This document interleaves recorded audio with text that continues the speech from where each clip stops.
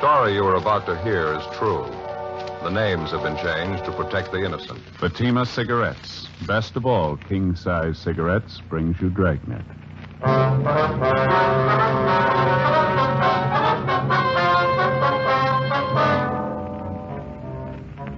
You're a detective sergeant.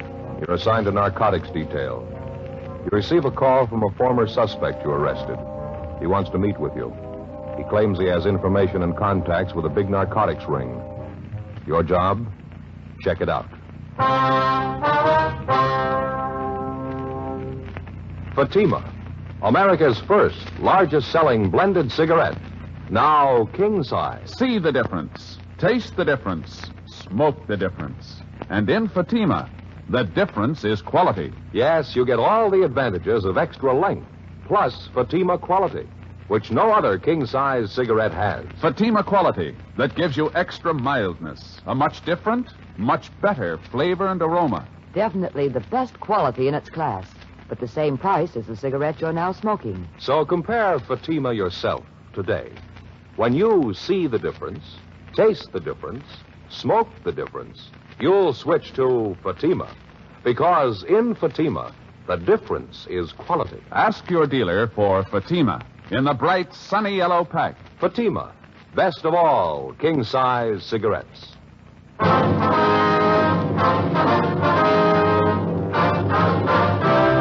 Dragnet, the documented drama of an actual crime. For the next 30 minutes, in cooperation with the Los Angeles Police Department, you will travel step by step on the side of the law through an actual case transcribed from official police files. From beginning to end, from crime to punishment, Dragnet is the story of your police force in action. It was Tuesday, August 9th. It was warm in Los Angeles. We were working a special detail out of Narcotics Division. My partner's Ed Jacobs. The boss is Captain Kearney. My name's Friday. It was 7:28 p.m. when I got to Lincoln Park, the west entrance.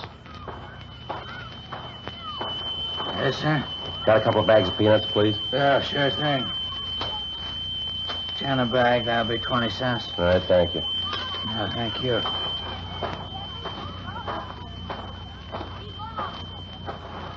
Hi, Friday. Jack? Would have come over sooner. I saw you walking around the park. Wanted to make sure you weren't tailed. Yeah, I made sure of that before I came in. Let's go over and sit down. Okay. Say, there's a lot of stuff just came in town. Some new pushers came with it. You know that? Yeah, I heard some talk. Like to knock them over? I got the contact. What's in it for you, Jack? Couple of reasons. Yeah? One thing I'd like to pay you back. I got out of jail last week. I talked to the wife. She told me what you've been doing for her and the kids while I've been up. A nice family, Jack. You let them down. And you didn't. I'm not going to forget it. Wife still has that job you got her. The kids' asthma's a lot better, too. Appreciate you finding that place in Tahunga for him. It sure helped. I was glad to do it. Want some peanuts? Yeah, thanks. Now, what about this narco ring you mentioned? Remember Snuffy Breen? Yeah. You busted him the same time he did me. Got a year. Yeah. Just before I got out of county last week, he told me to go see a guy, get me a job. What kind of a job? Same kind you busted me on before. Pushing the stuff. What's the guy's name? Cadillac Red. Hmm? Yeah. New York, I think. Likes to drive big cars. I guess that's how he got the name. Hmm? What's the story on him? Red's been in town a month. 4 or 5 guys with him, all from the east. Red says they got a big one to unload, 6 kilos. Heroin? Mm-hmm. Mexican stuff. They seem to be having trouble. How do you mean? Finding pushers, setting up a deal. The only contact they had out here was Snuffy. He's in the can. They're shopping around. I'll let them on peanuts, Jack. Yeah. You talked to this Red, did you? Mm-hmm. What's he asking from you? Like I said, he wants me to start pushing stuff for him. They need contacts bad. I let him hang. I didn't say one way or the other. He's going to phone me tonight. That so? What do you figure you'll tell him? Depends on you, Friday. I know one thing. I'm not going to start pushing the junk again. You get around it, you handle it, you start to chippy with it. Before you know it, you're hooked yourself. You figure what you want to do, I'll help all I can. I owe you that much. You pretty sure the gang needs contacts? Hungry for him. They're sitting on 20 ounces of junk. Can't find anyone to trust to push it to. They got problems. Yeah. Think you could give me an office to him? Pass me off as a buyer? Friend of yours, maybe? Good chance. How do you want to do it? Well, let him know you have a friend who's ready for a buy. Tell him I'm from up north. Make it Fresno. Red Mountain neighborhood, is that all right? Okay, sounds good. Well, this man, Cadillac Red, He's going to phone you tonight, is that right? Mm-hmm. I'll call you as soon as I hear from him. All right, fine. Don't call me at the office. Now, here. Here's my home phone. Don't worry about it. It's a silent number. I can't trace it. Mm-hmm. When you call there, if I'm not in, leave the message with my mother, okay? Your mother, okay. Present 49321. Okay, I'll ring. How much do you know about this Red?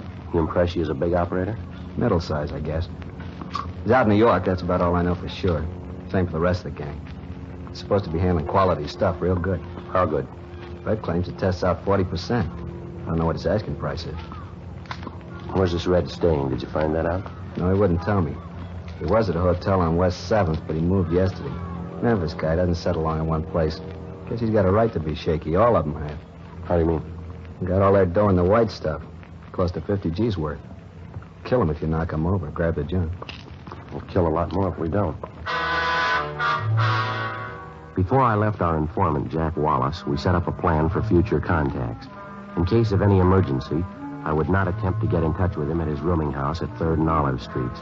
Instead, I'd contact him at his work, the Joe Adonis Meat Market on West Temple, where he was employed as a butcher. Wallace also promised to try to get me a sample of the heroin from the narcotics ring. 10:50 p.m. I checked back in at the office and briefed Captain Kearney. Sounds a little fantastic, Joe. 6 kilos. If it's true, it's a break a cop gets once in a lifetime. Well, that's the way Wallace tells it. I can't figure any reason why he'd lie to me. How about this front man, Red? You checked him out yet? Well, Ed's checking him through the moniker file now. He's a New York operator. That's all Wallace could tell me. You got any idea where the plant is? No, I don't. Wallace didn't even know where Red was living. Red's supposed to have a meet with him tonight. I gave him my home phone, told him not to contact the office. You got any court cases pending?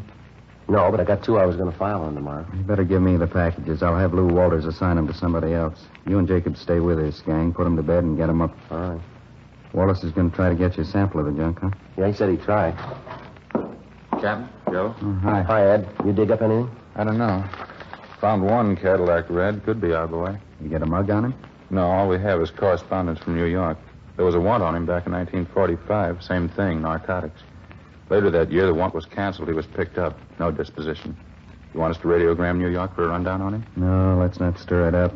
Starting tomorrow, you two stay away from here. Get yourselves fixed up in a hotel room downtown. Let me know where you're staying. Okay.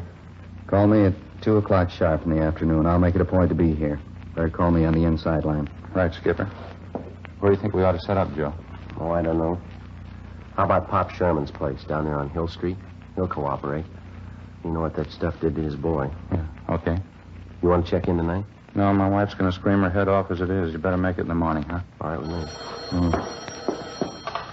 Narcotics, Kearney. Oh, yes, ma'am. Just a minute. For you, Joe. Okay, thank you. Friday talking. Oh, yeah, Ma. Mm-hmm. Did he say what time? Yeah, okay. No, don't worry. I'll get a bite downtown and I'll be home. Yeah. Yeah, okay. Bye. My mother, Wallace just called my home, left a message for me. Yeah? He had to meet with Red. He's got the sample.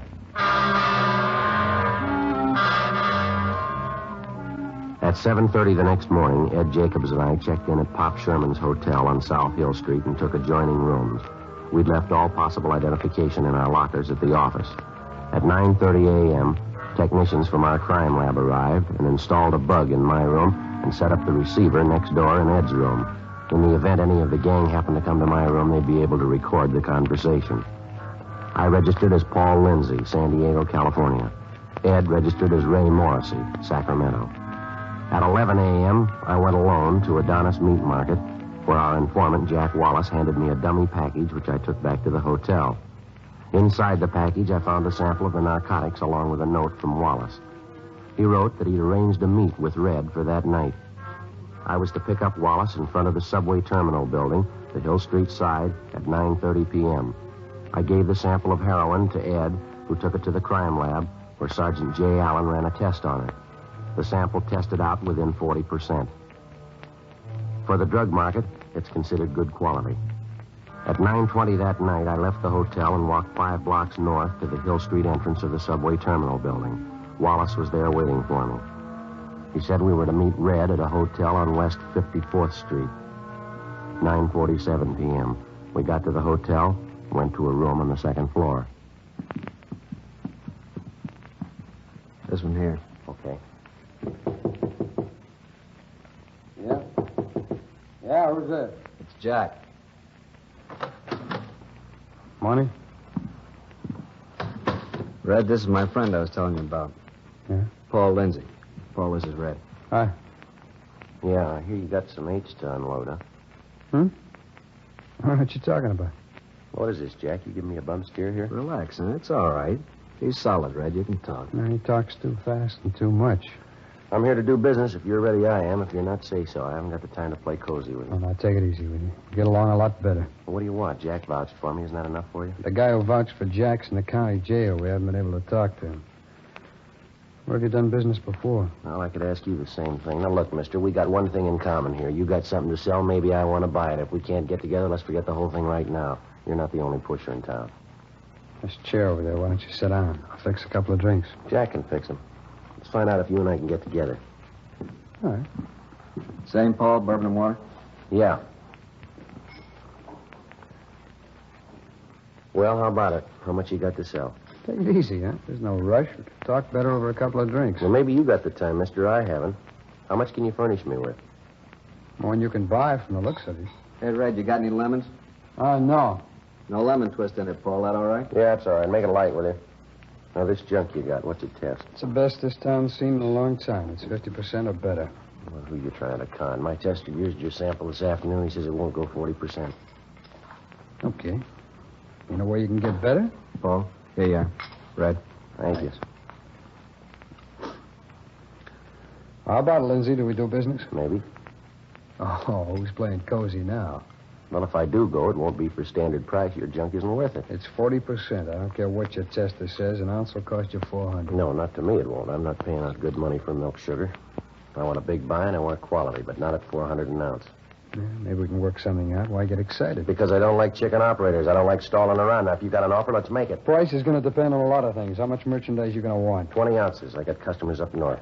Have to have it for them the 15th of the month. Up north where? San Francisco, Sacramento. That's funny. We checked on that. Yeah? Yeah, the hotel you're at. You're registered for San Diego. Yeah, good address. I've never been there. I heard some talk about you. You ever work for Fresno? Maybe. I take customers where I find them. 20 ounces, huh? At the minimum? For your stuff, yeah. Now, what's the price? I think we might get together. It's a pretty good buy. Might work out a discount on it. How much? 3 1/4 an ounce. I figure that's reasonable. Maybe you do, I don't. $2.75. I can't go better. If I didn't need the stuff right now, I wouldn't offer We'll that. split the difference. 20 ounces, 300 an ounce. You can't do better than you know it.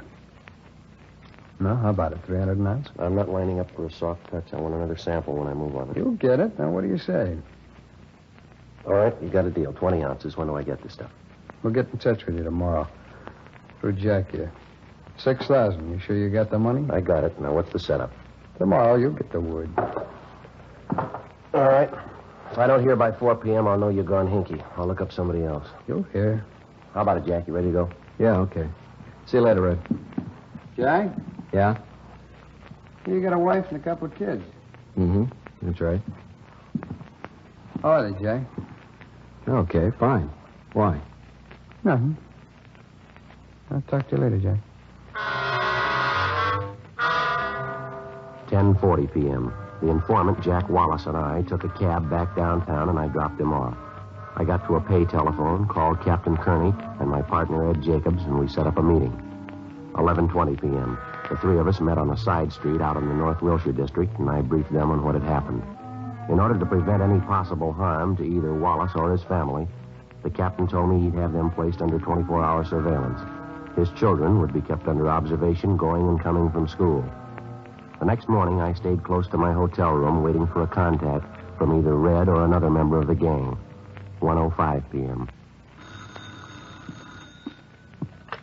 Hello? Lindsay, this is Red. Yeah. That talk we had last night, you still interested? Well, yeah, aren't you?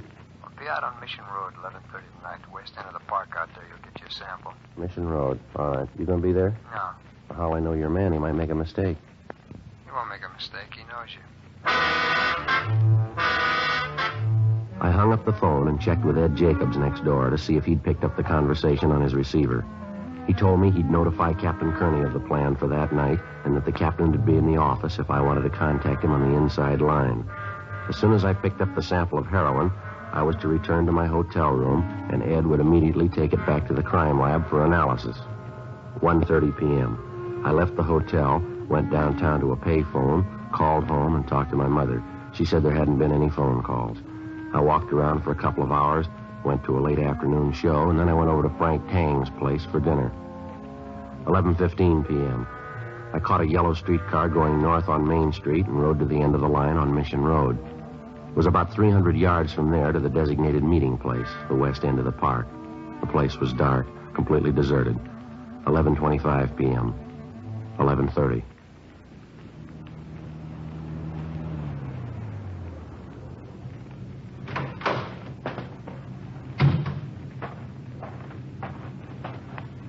Lindsay? Yeah. Package you want? Eucalyptus tree back there in the middle of the park. Where? Straight back there. You can't miss it. You'll find the package under a rock at the bottom of the tree. See you later.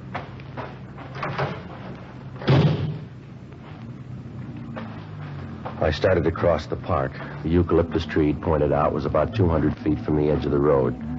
There was a narrow path hemmed with shrubbery leading up to the base of the tree. There was a large rock beside it. I bent down and looked under the rock. There was nothing there. I started to turn, but it was too late. All right, wise guy. Give him the boot stand. Give it to him. Shake his pocket, Stan. No identification on him. He's clean. Let's go. He's got his sample.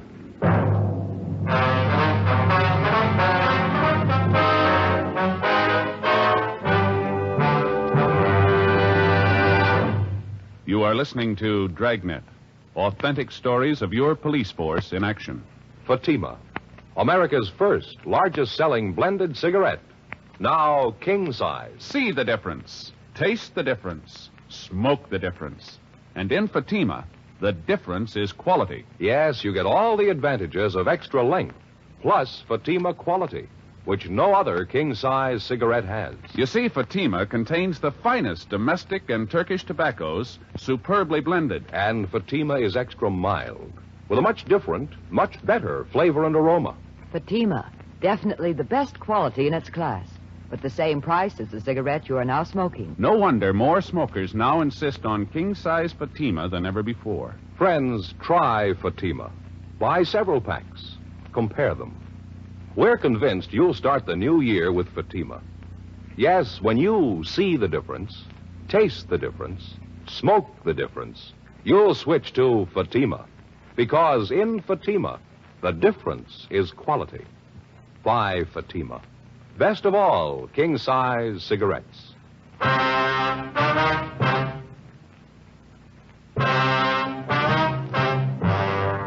When I came to, it was a few minutes past midnight. The bruises on my face and head were beginning to swell. I felt dazed, sick to my stomach. I made my way out of the park and down the road to a public phone booth where I called my partner, Ed Jacobs. He came out right away and drove me back to the hotel. Ed put in a call to Captain Kearney, and he made arrangements to have a doctor sent over to examine me. He treated me for numerous cuts and bruises about the face and head and the upper part of the body. There were no serious injuries. At 10 minutes past 1, Captain Kearney called back and wanted to know if Ed and I could meet him at his home. He didn't want to take the chance of being seen around our hotel. Ed and I drove out to his house in the Silver Lake district. Come on in. Sit down. Yeah, thanks, Skipper. How do you feel, Joe? Well, my side hurts a little. Fair, I guess. Yeah, they really gave you a working over. Did you recognize any of them? Yeah, one guy. I don't know his name, though. What do you think, Skipper? Round up a whole bunch of them? No, that's not going to help any. Suppose we pick him up now. What do we got on him? A misdemeanor, battery, 30 days in jail, and they're out again. We're right back where we started. What do you figure's wrong, Joe? Think they got hinky? I don't know. I can't figure it. I think you better take a couple of days off, go home and rest up, let some of those bruises heal. The whole thing could be blown by that time. The deal will be cold. If we're going to make it pay, I got to stay on it. How do you know they haven't made you for a cop? The deal might be cold right now. Yeah, it's possible. What other reason would they have for tamping you? How about your friend Jack Wallace? He might have a straight story. Ask him about it. No, I'll do better. I'll ask Red. Captain Kearney finally agreed to go on with the plan with the understanding that Ed Jacobs and another man from our office would have me under surveillance at all times. It was understood that I'd go back to Red's hotel room to see if I could pick up the loose ends. Jacobs and another officer would follow me to the hotel and remain within calling distance. 2:10 a.m. I got to the hotel on West 5th Street and went up to the second floor to Red's room.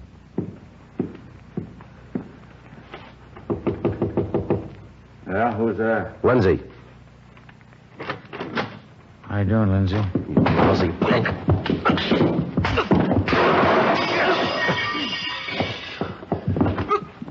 Lay off, huh? I ought to break your back. Wait a minute, Lindsay. Wait a minute. What's this all about? You want to know? You set your hoods on me. Look at my face. I don't know what you're talking about. I went back to pick up the sample. This is what happens. How big do you punks think you are? All right, Stan, what happened out there? Not much. You said he was acting smart. We thought we'd cool him off a little. I told you to keep an eye on him, that's all, not to rough him up. Oh, he's a crybaby. We hardly touched him. Shut up. Every time you get on that H, you get muscle happy. I've warned you before, Stan. Now, this is the last time. You better quit chipping with that junk. You cause any more trouble like this and you're out, understand? He's a crybaby, Red. We didn't hurt him. I heard enough from you. Now go on, take a walk. Okay. If you see Max, tell him I want him. Yeah, all right. Sorry, Lindsay. These things happen sometimes. Can't be helped. Oh, why do you keep punks like that around? I thought you were too smart to connect with users. They could get both of us in trouble. Oh, they'll be all right. Relax. Every once in a while they get geed up and I have to straighten them out. I wouldn't trust them with my laundry. They're all right for what I use them for. They're good errand boys. Can I get you a drink? No. All right, what about the stuff? You ready to move on the deal? I've been ready. I told you I needed the stuff for the 15th. How about tomorrow night? What's the matter with right now? Oh, no, you know better than that. I don't keep the plan around here. I'll call you at 8 o'clock tomorrow night. I still haven't got the sample. You don't need one. It's as good as the first one you got. Come on, what are you stalling for? I'm getting tired of this sample yak. If you don't want to buy, say so. You'll bring it to my hotel tomorrow night? No, I'll call you. I'll tell you where you can pick it up. 20 ounces, 300 an ounce, right? Yeah, no phony stuff. You keep your hands on the table, so will I. You deliver the merchandise, I'll pay the money. What are you worrying about? I trust you. Why can't you trust me? Yeah, sure I did. Look at my face. 3:05 a.m. I left Red and went back downtown to my hotel room. A few minutes after I got in, I heard Ed Jacobs and Lieutenant Lou Walters enter the adjoining room. I checked the hallway first, and then I went next door and briefed him on what had happened with Red. I told him I'd let Ed know about the time and the place of the meet as soon as I heard. Walters said he'd keep enough men ready at the office to cover the area on short notice. I went back to my room, took a shower, and got some sleep. At 8 o'clock that night, I was in my room standing by the phone. I waited. No call. 8:30, 9 o'clock, 9:15, still no word. 9:25 p.m. Hello. Lindsay, this is Red. Sorry I'm late. I couldn't get to the plant. Well, what's the pitch? It's all set. Norwich Grill, West 7th Street. When? 10:30 sharp. Before he hung up, Red told me to meet one of his pushers in the last booth at the back end of the grill. He said I'd recognize him. The man would have the package of heroin wrapped in newspapers. I was to hand him $6,000 and he would give me the package. I immediately contacted Ed in the room next door and he notified the office. At 10:15 p.m., I left the hotel with a dummy package of money containing 6 marked bills. 10:28 p.m. I got to the Norwich Grill on West 7th Street. It was almost empty. I went to the rear booth where I found one of Red's pushers, Stan, drinking coffee. Right on the dot. Sit down, Lindsay. Yeah. Well, let's not camp on this thing. You got the money? I done business with you before. Where's the stuff? Didn't Red tell you where to be? Yeah, wrapped up in that newspaper. He told me there'd be some stuff under a rock one time. It wasn't there. I want to look. What's the matter? Don't you trust me? You think I got a reason to? All right. Have a look. There, you satisfied? No. Open it. All right. It's all there. I saw it made up. That enough for you? Yeah. Okay. You just made a deal. Yeah, what do you have? Coffee, black, piece of apple pie. All right. You? Coffee. All right. Okay, stuff's there. Now, how about the loot? I got it. Let's have it. 6 G's. Red wants me back in a hurry. Well, relax. We'll have some coffee. This is a big deal. Money. Now, how about it? All right. There you go. What's the matter with you? What are you shaking about? Nothing. I'm a little nervous. Red wouldn't let me have a fix before I left. Getting a little sick. I'm going to have a look here. Well, what are you doing? Red told me to tell you not to open it till you got it back to him. Who are you kidding, mister? All right, you go ahead and open it up. You'll have to answer for it, not me. Sure. Hey, now what's the deal? Only a few bills in here. The rest of it's paper. You trying to beat us? It's already done. You won't get away with this. We'll fix you up. Max is outside. Friday, we saw him take the envelope. You get the stuff? Yeah, right here. Guy waiting outside, Joe. We got him. They're taking him in now. Cops, lousy cops. Wait till Red hears about this. He will. Ed? Yeah, I'll get him. Okay, let's go. Come on, fella, move. Well, what are you grabbing me for? I deliver the stuff, that's all. These big deals aren't mine. I'm small time. Fix once in a while, that's all I want. Just little fixes. The biggest deal I ever made. Yeah, sure. It's the truth. Now, what about Red? He's got a lot of this stuff left. This guy's above him. Big dealers. Why don't you get them? We'll get him. You'll never guess who the other two are. They're real high powers. Big deals. Nothing but big deals. You won't bust them 100 years. Yeah, let's go. Get my coat, will you, Ed, please? Yeah, okay. Hey, you forgot your check. Who's going to pay for the coffee? Here you will. Who? This one. Me? Yeah, you just made a big deal.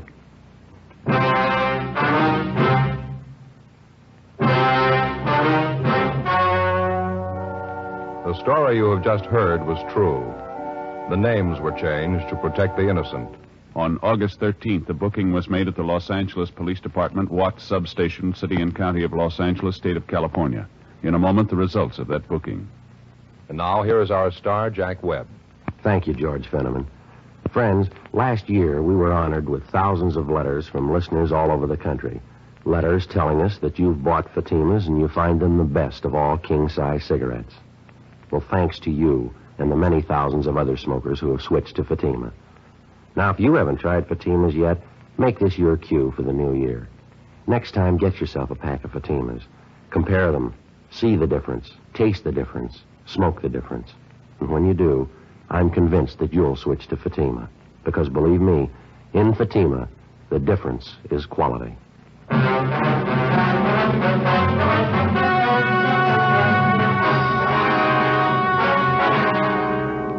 The two suspects, Stanley Parrish and Max Higbee, were booked at the Watts substation on suspicion, the Narcotic Act, felony.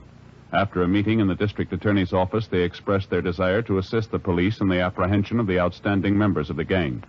They were filed on, and before a magistrate in municipal court, they waived their right to a preliminary hearing to conceal the fact of their arrest. Next week, The Big Red, Part 2. Ladies and gentlemen, to build our strength against aggression, we must equip our armed forces with the weapons of war. At the same time, we must produce adequate supplies of civilian goods in order to keep prices down and defeat inflation. We can meet this double challenge by raising our productivity, by turning out more goods and services for every hour we work, and by refusing to let up until our nation is secure. Remember, the better we produce, the stronger. You have just heard Dragnet, a series of authentic cases from official files. Technical advice comes from the Office of Chief of Police W.H. Parker, Los Angeles Police Department. Heard tonight were Barney Phillips and Stacey Harris. Script by Jim Moser. Music by Walter Schumann. Hal Gibney speaking. Fatima Cigarettes, best of all king-size cigarettes, has brought you Dragnet, transcribed from Los Angeles. Of your waking hours, NBC broadcasts the very finest in comedy, mystery, music, drama, news, and programs of public service. So always set your dial to NBC, the leader in radio programming. Counter Spy fights international intrigue next on NBC.